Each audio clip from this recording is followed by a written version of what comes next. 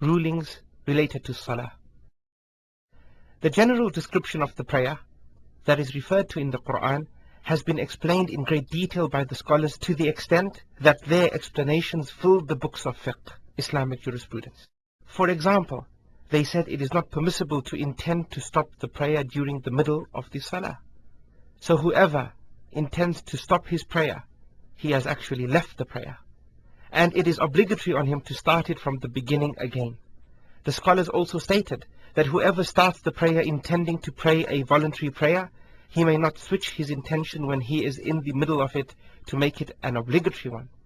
Whoever has made the intention to pray an obligatory salah alone, and then a group comes to pray it, he may switch his intention to make the prayer a voluntary one. In this case, he finishes 2 rak'at, says the taslim, and joins the group.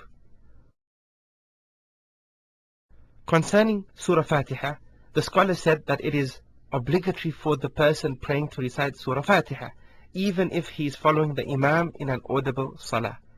This is due to the hadith that was reported on the authority of Ubadah ibn Samit, may Allah be pleased with him, who said, "We were behind the Messenger of Allah, may the peace and blessings of Allah be upon him, in the Fajr prayer, and the Prophet recited and then found some difficulty in doing so.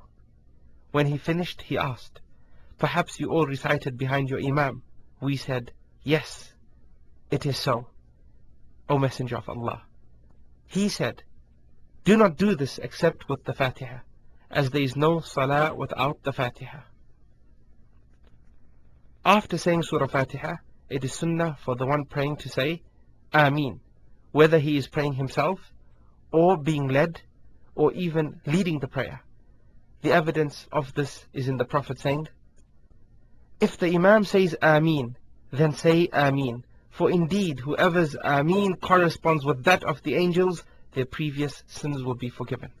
It is not enough when reciting the Quran or pronouncing the Takbir and the words of Allah's remembrance to say them just in one's heart. Indeed, it is compulsory to utter the words by at least moving the tongue and lips during the recitation. And for prostration, it has been stipulated that it has to be on 7 bones, as evidenced from the Prophet, peace and blessings be upon him, saying, 'When a servant of Allah prostrates, 7 parts prostrate with him: his face, his palms, his knees, and his 2 feet.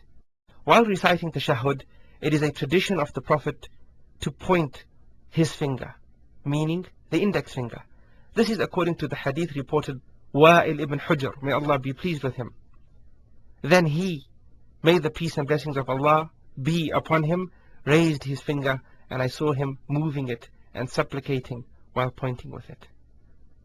In addition, for each position of the prayer, the scholars stipulated that one has to remain still for a short while upon reaching it, otherwise the prayer would not be valid.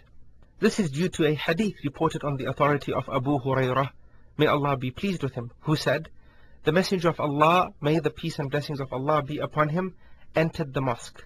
Then a man entered after him and prayed. After that he went to the Prophet, peace and blessings be upon him, and said salam to him. Then the Messenger of Allah, may the peace and blessings of Allah be upon him, returned his salutations, and thereafter said, "Go back and pray, because you have not prayed." The man returned to pray, as he had done before. He then went to the Prophet and greeted him. The Prophet, may the peace and blessings of Allah be upon him, again answered him and said, "Go back and pray, because you have not prayed." When this was done 3 times, the man said, "By He who sent you with the truth, I cannot do better than this. Please teach me." The Prophet, may the peace and blessings of Allah be upon him, said, "When you stand for Salah, you should say Allahu Akbar, then read from the Quran what you can, and then bow until there is serenity in your bowing. Next, rise up until you are balanced while standing, then prostrate until there is serenity in your prostration, and after that raise your head until there is serenity in your sitting. Then do these in all, meaning the remainder of your Salah."